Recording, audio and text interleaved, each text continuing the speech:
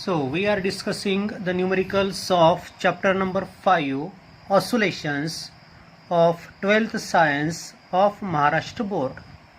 And in today's lecture we are discussing the type number 8, that is problems on composition of 2SHM. आता या कॉन्सेप्टमध्ये मात्र थोडंसं न्यूमरिकल्सकडे लक्ष ठेवा. का बरं? कारण की कॅल्क्युलेशन्स त्याच्यामध्ये साईन काढा, साईन इन्व्हर्स, टॅन इन्व्हर्स काढा, अशी कॅल्क्युलेशन्स आहेत. त्यामुळे तुम्हाला थोडंसं लक्ष ठेवायचं आहे. ठीक आहे. आता दोन SHM एकत्र केल्यानंतर रिझल्टंट पण SHMच असतो, हे आपण थेअरीमध्ये प्रूव्ह केलेलं आहे. आता दोन SHM आपण कन्सिडर केल्या. So let us consider first SHM represented by this equation say x1 is equal to a sine omega T plus alpha 1. x1 म्हणजे डिस्प्लेसमेंट पहिल्याचं, a म्हणजे पहिल्याची ॲम्प्लिट्यूड आणि अल्फा 1 म्हणजे पहिल्याचा इनिशियल फेज, पहिल्या SHMचा. हां, in the same manner the second SHM is x2 is equal to b sine omega T plus alpha 2, where b is amplitude of second SHM and alpha 2 is initial phase of second SHM. आता दोन्ही SHM एकत्र केल्यानंतर आपल्याला जे resultant मिळतं त्या resultant SHMचं equation आपल्याला या फॉर्ममध्ये मिळतं. X is equal to R म्हणजे रिझल्टंटची amplitude sine omega T plus alpha, okay sorry omega T plus delta. मग आता आर म्हणजे रिझल्टंटची ॲम्प्लिट्यूड ती आपल्याला मिळाली आहे. थेअरीमध्ये आपण हे डेरिव्हेशन केलेलं आहे, त्यामुळे सांगण्याची आवश्यकता नाही आहे. The amplitude of resultant is R is equal to under रूटमध्ये ए स्क्वेअर म्हणजे amplitude of first square plus B square म्हणजे amplitude of second square plus 2 times a b into cos of alpha 1 minus alpha 2. हा formula लक्षात ठेवा, 2-3 चॅप्टरमध्ये आपल्याला कामात पडणार आहे.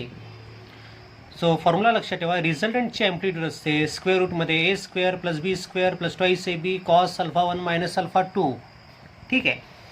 त्या रिझल्टंट जी SHM असते तिचा इनिशियल फेज काहीतरी वेगळा असतो. पहिल्या SHMचा इनिशियल फेज अल्फा 1 होता, दुसऱ्या SHMचा इनिशियल फेज अल्फा 2 होता. तर रिझल्टंटचा इनिशियल फेज मात्र आपण डेल्टाने दाखवला होता, आणि तो किती असतो तर तो असतो tan inverse of A sine alpha 1 plus B sine alpha 2 upon A cos alpha 1 plus B cos alpha 2 एवढा. फॉर्म्युला व्यवस्थित लक्ष ठेवा, साइन अपॉन कॉस. ठीक आहे.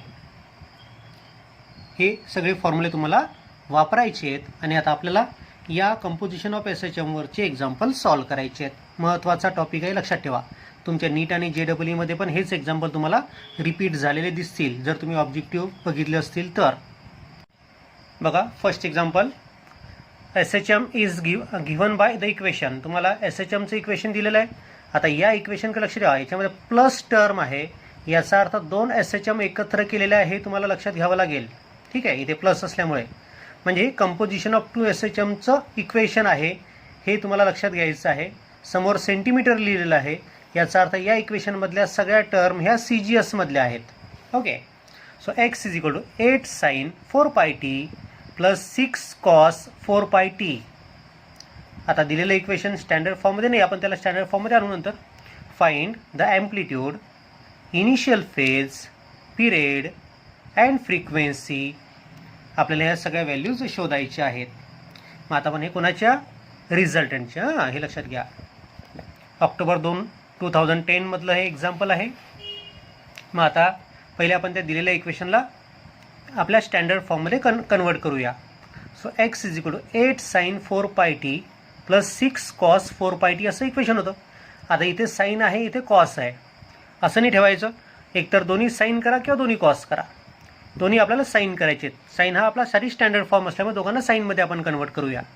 म्हणून या कॉसला जर मला साईनमध्ये कन्वर्ट करायचं असेल तर फॉर्म्युला मला माहिती आहे, sine pi by 2 plus theta is equal to cos theta. म्हणजे या कॉस थिटाच्या ऐवजी मला sign pi by 2 plus theta ठेवता येतं.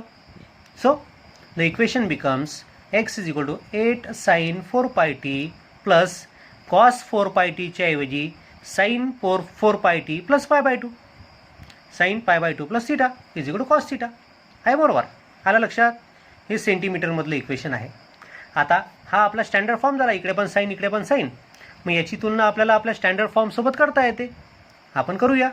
सो कम्पेअरिंग इट विथ, आता स्टँडर्ड फॉर्म कोणता आहे आपल्याकडे, x is equal to a sine omega T plus alpha one आणि दुसरा एस एच एमचं इक्वेशन आहे b sine omega T plus alpha two. या दोघांशी तुलना केली आपण. कंपॅरिझन जर केलं तर पहिल्याची ॲम्प्लिट्यूड मिळते आपल्याला a is equal to amplitude of first wave किंवा first S H M is 8 centimetre. B म्हणजेच सेकंड वेव्हची ॲम्प्लिट्यूड किंवा सेकंड एस एच एमची ॲम्प्लिट्यूड 6 सेंटीमीटर. ओमेगा टीची व्हॅल्यू आहे 4 पाय टी म्हणजेच ओमेगाची व्हॅल्यू आहे 4 पाय. ओमेगा हा अँग्युलर वेलॉसिटी त्यामुळे युनिट असेल रॅडियन पर सेकंद. इथे साईन 4 पाय टी प्लस 0 आहे. इथे पण sine 4 pi T plus pi by 2 आहे. म्हणजे अल्फा 1 झाला 0 आणि अल्फा 2 झाला पाय by 2. So alpha 1 is 0, alpha 2 is पाय बाय 2. कंपॅरिझन केलं तर दिसतं. ओके, म्हणजे कंपॅरिझन करून आपल्याला दोघांचा इनिशियल फेज मिळाला, दोघांचा ॲम्प्लिट्यूड मिळाला आणि ओमेगा मिळाला. आता ओमेगा वरनं आपल्याला फ्रिक्वेन्सी काढता येते. सो ओमेगा म्हणजेच 2 पाय एन आणि त्या ओमेगाची व्हॅल्यू किती 4 पाय म्हणजे 2 पाय एनची व्हॅल्यू 4 पाय आहे. म्हणजे एनची व्हॅल्यू झाली 4 पाय अपॉन 2 पाय म्हणजे 2 hertz. So this is frequency of motion. आता लक्ष ठेवा, या दोन एस एच एमला एकत्र केल्यानंतर रिझल्टंटची जी एस एच एम तयार होते तिची पण फ्रिक्वेन्सी याच्या एवढीच असते. इंटरफेअर होणाऱ्या दोन्ही वेव्हच्या फ्रिक्वेन्सी एवढी आणि म्हणून मग ही मिळाली आपल्याला फ्रिक्वेन्सी ऑफ रिझल्टंट. ओके, दोन्ही वेव्हची फ्रिक्वेन्सी आणि रिझल्टंटची फ्रिक्वेन्सी सारखी असते हे लक्षात ठेवा. आणि त्याच्यावरनं टाईम पिरियड काढता येतो. टाईम पिरियड येतो 0.5 सेकंद. आपल्याला रिझल्टंटची ॲम्प्लिट्यूड पण काढायची आहे.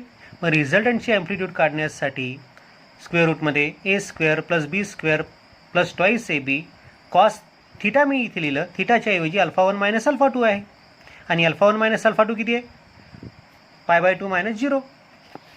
अल्फा 1 मायनस अल्फा 2 म्हणजेच पाय बाय 2 म्हणून थिटाची व्हॅल्यू मी पाय बाय 2 म्हणजेच 90 घेतली. ठीक आहे. आता इथे जर कन्फ्युजन तुमचं होत असेल तर तुम्ही तिथे कॉस अल्फा 1 मायनस अल्फा 2 असं लिहू शकता आणि अल्फा 1 मायनस अल्फा 2ची व्हॅल्यू मायनस पाय बाय 2 जरी येत असले तरी cos of minus theta is equal to cos थिटाच असते. त्यामुळे सरळ सरळ कॉस पाय बाय 2 म्हणजेच कॉस 90 मी लिहून टाकलं. ओके, आणि कॉस 90ची व्हॅल्यू येते 0 म्हणजे ही टर्म झाली 0, ही टर्म 0. मग 8चा स्क्वेअर म्हणजे 64, 6चा स्क्वेअर म्हणजे 36, 36 प्लस 64 म्हणजे 100. म्हणून रिझल्टंटची ॲम्प्लिट्यूड मिळाली आपल्याला 10 सेंटीमीटर. ओके, आपल्याला रिझल्टंटची इनिशियल फेज पण काढायची आहे. मग रिझल्टंटचा इनिशियल फेजचा फॉर्म्युला काय delta is equal to tan inverse A sine alpha 1 plus B sine alpha 2 upon A cos alpha 1 plus B cos alpha 2. करा पुट ऑफ व्हॅल्यू. ए आहे 8, अल्फा 1 आहे 0, बी आहे 6, अल्फा 2 आहे पाय बाय 2. व्हॅल्यूज पुटअप केल्या. Sine 0ची value 0 त्यामुळे ही पहिली term झाली 0. Sine pi by 2ची value 1 so 6 × 1 म्हणजे 6. कॉस 0ची व्हॅल्यू 1 म्हणजे 8 × 1 म्हणजेच 8 आणि कॉस पाय बाय 2ची व्हॅल्यू 0 म्हणजे 6 × 0 म्हणजे 0. सो इट इज 6/8 म्हणजेच टॅन इनवर्स 0.75 आणि 0.75चा टॅन इनवर्स जर तुम्ही शोधला लॉग टेबलमध्ये तर तो येतो 36.9 degree nearly. Okay, second example is also taken from board exam October 2008. ठीक आहे, एक्झाम्पलमध्ये काय म्हटलं बघा, the displacement of particle performing S H M. आता तुम्हाला एस एच एमचं इक्वेशन दिलेलं आहे X is equal to 5 sine pi T plus 12 sine pi T plus pi by 2 centimetre. आता इथे प्लस साईन आहे याचा अर्थ दोन एस एच एम एकत्र केल्या आहेत हे तुमच्या लक्षात आलंच असेल. पहिल्या एस एच एममध्ये पण साईन आहे, दुसऱ्या एस एच एममध्ये पण साईन आहे. म्हणजे दिलेलं इक्वेशन स्टँडर्ड फॉर्ममध्ये आहे हे पण तुमच्या लक्षात आलेलं आहे. आणि समोर सेंटीमीटर लिहिलेलं आहे याचा अर्थ हे इक्वेशन सी जी एस सिस्टीममध्ये आहे हे पण तुम्हाला समजलं असेल. Okay, determine amplitude period and initial phase of resultant. ठीक आहे, मग आता दिलेलं इक्वेशन लिहा पहिले. So the given equation is 5 sine pi T plus 0 दिलं मी इथे मुद्दाम plus 12 sine pi T plus pi by 2 centimetre. याला स्टँडर्ड फॉर्मशी कम्पेअर करा कारण की दोन्ही ठिकाणी साईन असल्यामुळे तुम्ही डायरेक्ट स्टँडर्ड फॉर्मशी कम्पेअर करू शकता. स्टँडर्ड फॉर्म आपला आहे a sine omega T plus alpha 1 plus B sine omega T plus alpha 2. एची व्हॅल्यू मिळते 5, बीची व्हॅल्यू मिळते 12. म्हणजे दोघांच्या ॲम्प्लिट्यूड मिळाल्या दोन्ही एस एच एमच्या की ज्या आपण कंबाईन केल्या आहेत. अल्फा 1ची व्हॅल्यू मिळाली 0, अल्फा 2ची व्हॅल्यू पाय बाय 2 आणि ओमेगा म्हणजे ओमेगा टी मधला ओमेगाची व्हॅल्यू मिळते आपल्याला pi radian per second. Okay, एवढ्या व्हॅल्यू आपल्याला मिळाल्या. आपल्याला रिझल्टंटची ॲम्प्लिट्यूड आणि रिझल्टंटचा इनिशियल फेज आणि पिरियड पण शोधायचा आहे. आपल्याला ओमेगा जर मिळाला तर ओमेगावरनं आपल्याला टाईम पिरियड पण काढता येतो, फ्रिक्वेन्सी पण काढता येतो. जो टाईम पिरियड आणि फ्रिक्वेन्सी इंटरफिअर होणाऱ्या वेव्हची असते किंवा इंटरफिअर होणाऱ्या SHMची असते, तोच टाईम पिरियड किंवा तीच फ्रिक्वेन्सी ही रिझल्टंट SHMची असते, हे आपल्याला माहिती आहे. म्हणून मग याच ओमेगावरनं आपण टाईम पिरियड आणि फ्रिक्वेन्सी काढून घेऊया. ओमेगा म्हणजेच 2π अपॉन कॅपिटल टी. त्या ओमेगाची व्हॅल्यू पाय आली होती. So T is equal to 2 second. हा झाला पिरियड ऑफ मोशन किंवा पिरियड ऑफ रिझल्टंट मोशन म्हटलं तरी चालतं. ठीक आहे. आपल्याला ॲम्प्लिट्यूड ऑफ रिझल्टंट काढायची आहे. फॉर्म्युला आहे आपल्याकडे a² + b² + 2ab cos of α1 - α2. a² म्हणजे 5चा स्क्वेअर, b² म्हणजे 12चा स्क्वेअर, 2 a म्हणजे 5 b म्हणजे 12 cos ऑफ α1 - α2 म्हणजे π/2 - 0 म्हणजेच π/2. 5चा स्क्वेअर 25, 12चा स्क्वेअर 144, 5 × 12 × 2 म्हणजेच 12 × 10 म्हणजेच 120 cos π/2. आणि cos π/2 0 असतो, त्यामुळे ती तिसरी टर्म 0, ही टर्म 0 होऊन जाईल. मग 144 + 25 म्हणजे 169 आणि 169चं स्क्वेअर रूट आहे 13 सेंटीमीटर. सेंटीमीटरमध्ये आन्सर येईल आपला, कारण की दिलेलं इक्वेशन आपलं CGS मधलं आहे. So this is amplitude of resultant.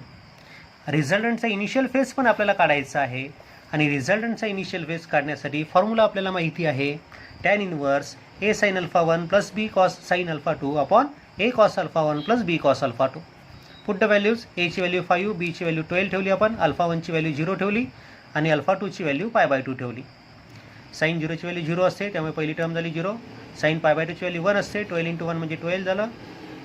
cos 0 ची व्हॅल्यू 1 असते, म्हणजे 5 × 1 म्हणजे 5 झालं. cos π/2 ची व्हॅल्यू 0 असते, 12 × 0 म्हणजे 0 झालं.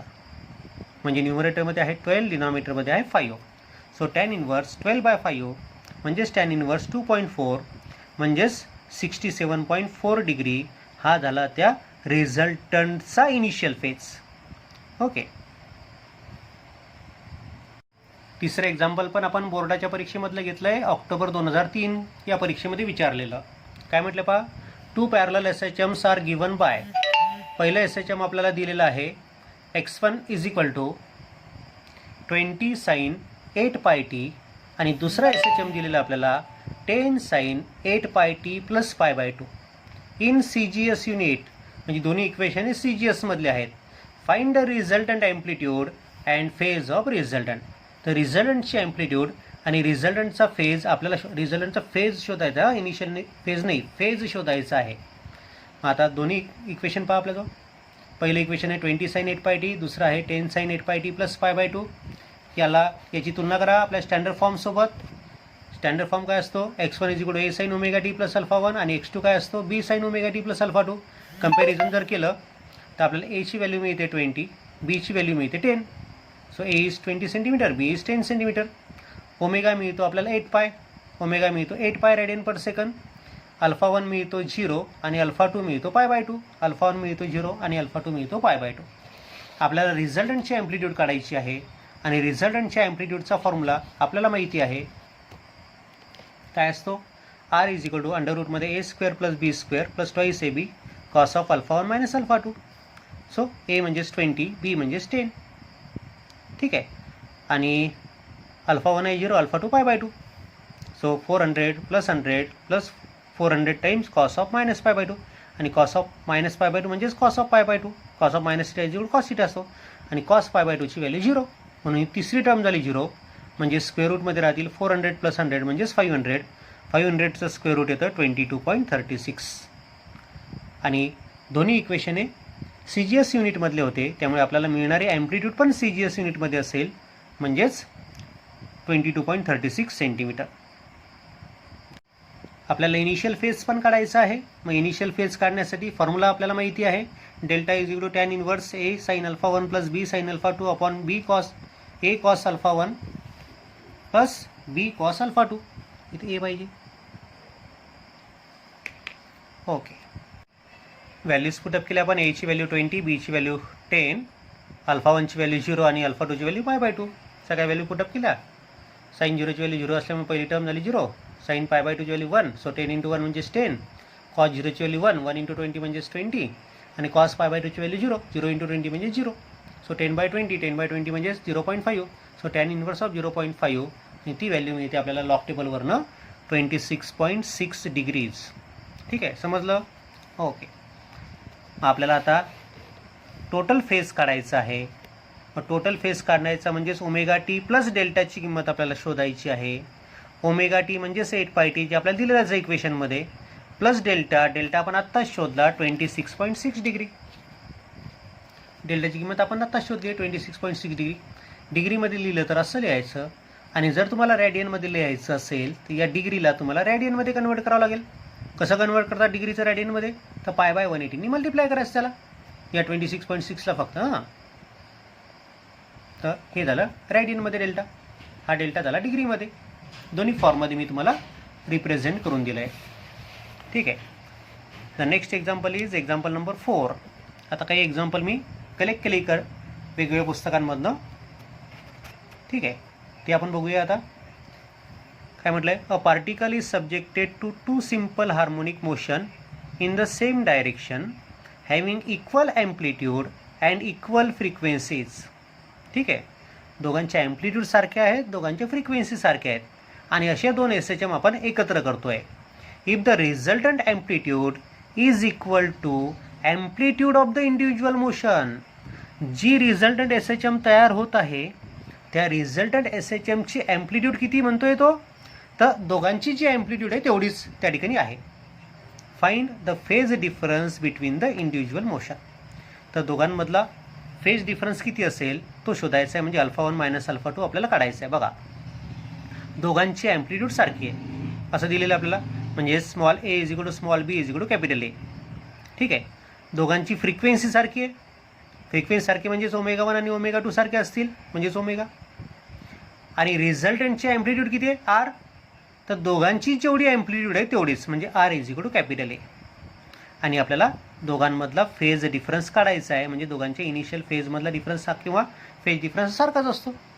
इनिशियल फेजमध्ये जो डिफरन्स असेल तोच डिफरन्स दोघांच्या टोटल फेजमध्ये असेल, म्हणजेच आपल्याला α1 - α2 ही व्हॅल्यू काढायची आहे. ओके. मग ॲम्प्लिट्यूडचा फॉर्म्युला घेतला मी रिझल्टंटच्या ॲम्प्लिट्यूडचा, √a² + b² + 2ab cos α1 - α2. तर रिझल्टंटची ॲम्प्लिट्यूड किती आहे? A एवढीच आहे. पहिल्याची ॲम्प्लिट्यूड किती आहे? A एवढीच आहे, आणि दुसऱ्याची पण A एवढीच आहे. म्हणजे पहिल्याची, दुसऱ्याची आणि रिझल्टंटची ॲम्प्लिट्यूड सारखी म्हटलेली आहे आपल्याला, त्यामुळे प्रत्येकाच्या ऐवजी आपण कॅपिटल Aच घेतला आहे. सो 2ab म्हणजेच A × A म्हणजे a² होईल, cos ऑफ α1 - α2. त्याला सॉल्व करू आपण. आपल्याला मी इथं दोन्ही साईडचा स्क्वेअर केला मी. So a² = a² + a² + 2a² cos of α1 - α2. हा 2a² इकडे आणला, so a² - 2a² = 2a² cos of α1 - α2. हा a² - 2a² म्हणजेच -a² = 2a² cos of α1 - α2. a² cancel झाला, 2 इकडे ट्रान्सफर केला, सो -1/2 = cos ऑफ α1 - α2. म्हणजेच α1 - α2 झाला cos इन्व्हर्स -1/2, आणि cos इन्व्हर्स -1/2 येतं 2π/3 रेडियन. म्हणजे दोघांच्या इनिशियल फेजमधला डिफरन्स किंवा दोघांच्या फेजमधला डिफरन्स येतो 2π/3 रेडियन्स. त्यानंतर नेक्स्ट एक्झाम्पल आहे 5वं. 2 parallel SHMs are represented by. बघा, आता ह्या 2 पॅरलल SHMs आहेत, are superimpose on a particle. या 2 SHM त्या एका पार्टिकलला मिळाल्या सायमल्टेनियसली, साहजिकच आहे. Determine the amplitude and epoch of resultant SHM. जी रिझल्टंट SHM तयार होईल तिची ॲम्प्लिट्यूड आणि इपोक तुम्हाला शोधायचं आहे. मग आता आपल्याला माहिती आहे रिझल्टंटची ॲम्प्लिट्यूड कशी शोधतात आणि रिझल्टंटचा इनिशियल फेज कसे शोधतात. ते शोधण्यासाठी तुम्हाला A, B, α1, α2 च्या किमती माहिती पाहिजेत. मग त्या पहिले आपण शोधून घेऊ. मग त्या शोधण्यासाठी दिलेलं इक्वेशन कम्पेअर करावं लागतं, हे आपल्याला माहिती आहे. म्हणून मग दिलेलं इक्वेशन स्टँडर्ड फॉर्मशी कम्पेअर करून घेऊया आपण. So comparing this equation with the standard form you will get A = 5, B = 3, omega म्हणजेच 4π, ओमेगाची व्हॅल्यू 4π मिळते, आणि α1 आहे π/3 आणि α2 आहे π/4. ओके, व्हॅल्यूज आपल्याला मिळाल्या. आपण पहिले आता ॲम्प्लिट्यूड ऑफ रिझल्टंट काढून घेऊया. फॉर्म्युला आपल्याला माहिती आहे, √a² + b² + 2ab cos of α1 - α2. So 5² + 3² + 2 times 5 × 3 × cos of α1ची व्हॅल्यू टाकली π/3, α2ची व्हॅल्यू टाकली π/4. So it becomes pi by 3 minus pi by 4 means pi by 12. So 25 plus 9 plus 30 times cos of pi by 12 आणि cos of pi by 12 ची value येते 0.9659. Log टेबलवरनं काढली मी ती. So 34 plus 30 into 0.9659.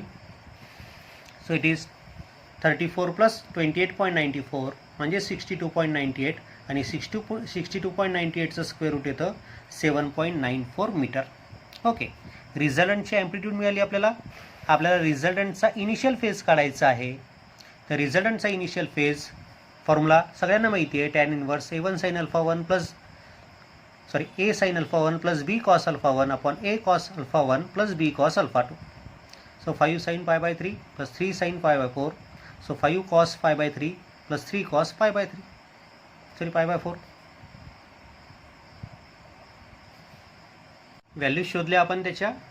आपल्याला मिळालं साइन पाय बाय 3 म्हणजे 0.8660, cos pi by 3 म्हणजे 0.50, sign pi bye 4 म्हणजे 0.7071 आणि कॉस पाय बाय 4 म्हणजे पुन्हा 0.7071च. त्याला सॉल्व केलं,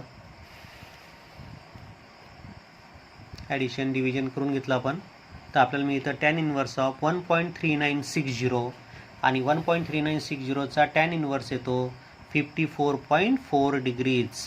ओके, म्हणजे इनिशियल फेज आपल्याला मिळाला 54.4 degrees.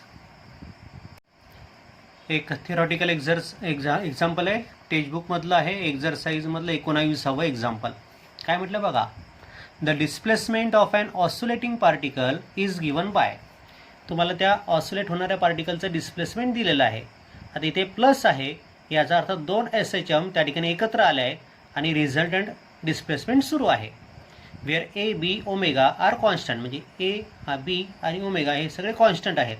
Prove that particle performs linear SHM with amplitude A is equal to under root of A square plus B square. तर आपल्याला प्रूव्ह करायचं आहे की तो पार्टिकल लिनियर SHM करतो, हा पहिला पॉईंट. आणि त्या लिनियर SHMची म्हणजे रिझल्टंटची ॲम्प्लिट्यूड किती असेल, तर ती असेल root of A square plus B square. आता व्यवस्थित लक्ष ठेवा, पहिले आपल्याला प्रूव्ह करायचं आहे की ती मोशन लिनियर SHM आहे. मग लिनियर SHMच्या डेफिनेशनचा जर आपण विचार केला तर काय लिनियर SHMची व्याख्या आहे, it is the linear periodic to and fro motion about a fix point in which the acceleration is directly proportional to the displacement and it is always directed towards mean position. म्हणजे acceleration directly proportional to -x. हे जर आपण prove केलं तर आपल्याला त्या ठिकाणी सांगता येतं ती लिनियर SHM आहे. मग आपला जो डिस्प्लेसमेंटचं इक्वेशन आहे, या डिस्प्लेसमेंटच्या इक्वेशनवरनं आपल्याला वेलॉसिटीचं इक्वेशन काढता येतं, वेलॉसिटीच्या इक्वेशनवरनं आपल्याला ॲक्सलरेशनचं इक्वेशन काढता येतं, आणि ते acceleration directly proportional to -x जर असेल तर ती लिनियर SHM आहे. हे आपल्याला प्रूव्ह करता येईल. मग आपण करूया तशा प्रकारे. मग आपण डिस्प्लेसमेंटचं इक्वेशन लिहिलं, x is equal to a sin omega T plus b cos omega T. या डिस्प्लेसमेंटवरनं मी वेलॉसिटी काढतोय. वेलॉसिटी म्हणजे काय, rate of change of displacement, म्हणजे dx/dt, म्हणजे याचा डेरिव्हेटिव्ह घ्यावा लागेल. सो ए हा कॉन्स्टंट आहे त्यामुळे ए तसाच ठेवला. साइन ओमेगा टीचा डेरिव्हेटिव्ह असतो ओमेगा कॉस ओमेगा टी. झालं, ए साइन ओमेगा टीचा डेरिव्हेटिव्ह झाला त्यामुळे ए ओमेगा कॉस ओमेगा टी. बी जसा आहे तसाच ठेवला आणि कॉस ओमेगा टीचा डेरिव्हेटिव्ह असतो minus omega sine omega T. लक्ष ठेवा, साईनचा डेरिव्हेटिव्ह कॉस, पण कॉसचा डेरिव्हेटिव्ह मायनस साईन असतो, हे आपल्याला माहिती आहे. आणि त्यानुसार मला इक्वेशन मिळालं वेलॉसिटीचं. मला ॲक्सलरेशन शोधायचं आहे. मग rate of change of velocity म्हणजे ॲक्सलरेशन, म्हणजे मी या वेलॉसिटीचा डेरिव्हेटिव्ह घेतो विथ रिस्पेक्ट टू टाईम, ते म्हणजे आपल्याला ॲक्सलरेशन मिळेल. सो ॲक्सलरेशन म्हणजेच dv/dt, म्हणून याचा डेरिव्हेटिव्ह घेतला. मग आता वेलॉसिटीचा डेरिव्हेटिव्ह म्हणजे या इक्वेशनचा डेरिव्हेटिव्ह घेता. ए आणि ओमेगा कॉन्स्टंट आहे तशीच ठेवले, ए आणि ओमेगा. कॉस ओमेगा टीचा डेरिव्हेटिव्ह असतो minus omega sine omega t, म्हणून मायनस घेतला. ओमेगा पुन्हा ओमेगा इंटू ओमेगा म्हणजे ओमेगा स्क्वेअर होईल sine omega t, minus b omega जसा आहे तसाच ठेवला. आणि साइन ओमेगा टीचा डेरिव्हेटिव्ह असतो ओमेगा कॉस ओमेगा टी, म्हणून हा झाला minus b omega square cos omega t. मी मायनस ओमेगा स्क्वेअर कॉमन काढलं तर इथे राहतं a sine omega T plus B cos omega T, आणि A sine omega T plus B cos omega T म्हणजेच काय एक्स. म्हणजे ॲक्सलरेशन आपल्याला मिळालं minus omega square X. Omega हा कॉन्स्टंट आहे म्हणजेच acceleration is directly proportional to minus X. So equation 3 shows that acceleration A is directly proportional to minus x. So the motion is linear SHM. Hence proof. ती motion linear SHM आहे हे आपण prove केलं. आता आपल्याला amplitude काढायची आहे. ती मोशन SHM आहे आणि दोन SHMचे एकत्र त्या ठिकाणी कॉम्बिनेशन आहे म्हणून रिझल्टंटची ॲम्प्लिट्यूड आपल्याला काढावी लागेल हे पण लक्षात घ्या. आता मोशन SHM आहे. SHMचं जनरल इक्वेशन असतं a sine omega T plus delta is equal to a sine omega T plus B cos omega t. यांना आपण SHM म्हटलेलं आहे. मग साईन ओमेगा टी प्लस डेल्टाचं मी एक्सपान्शन केलं. Sine omega t cos delta plus cos omega t sine delta.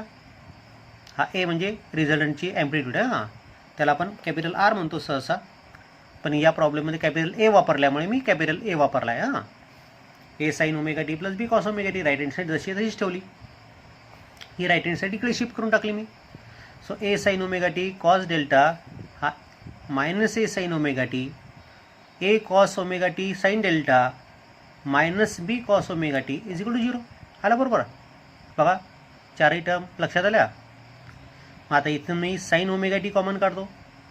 Sine omega t जर common काढलं आपण तर इथे राहतं ए कॉस डेल्टा आणि इथे राहतं मायनस ए.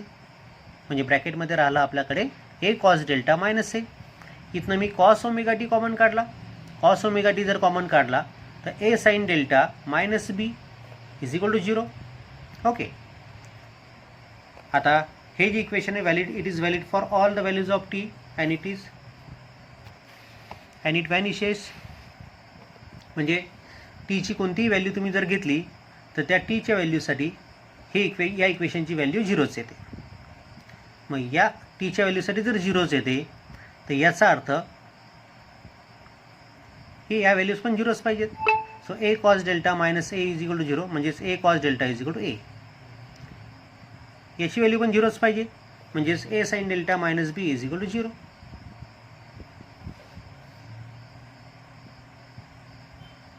आता a cos delta is equal to a मिळालं आपल्याला. A sine delta is equal to b मिळालं. इक्वेशन 4 आणि 5 कडे लक्ष ठेवा. त्यांचं स्क्वेअरिंग आणि ॲडिंग मी करतो आहे. म्हणजे a square is plus B square दोघांच्या राईट हँड साईडचं ॲडिशन स्क्वेअर करून तर लेफ्ट हँड साईडचं पण addition a square cos square delta plus a square sine square delta. So a square cos square delta plus sine square delta. Cos square delta plus sine square delta किती असतो 1. या दोघांचं addition 1 असेल. म्हणजेच आपल्याला मिळालं capital A square is equal to A square plus B square. म्हणजेच आपल्याला मिळतं capital A is equal to under root of A square plus B square. Capital A आहे त्या रिझल्टंटची ॲम्प्लिट्यूड. म्हणजे दोन SHM, एक आहे साईन आणि एक आहे कॉस, म्हणजे दोघांमधला फेज डिफरन्स जर π/2चा असेल तर रिझल्टंटची ॲम्प्लिट्यूड तुम्हाला मिळते अंडर रूटमध्ये square of amplitude of first plus square of amplitude of second. Hence proof. ठीक आहे. एवढे सगळे एक्झाम्पल या कंपोजिशन ऑफ 2 SHMवर मी कलेक्ट केलेत आणि वेगवेगळ्या ठिकाणावरनं कलेक्ट केले. एक्झाममधले पण घेतलेत, सगळीकडचे कलेक्ट केलेत.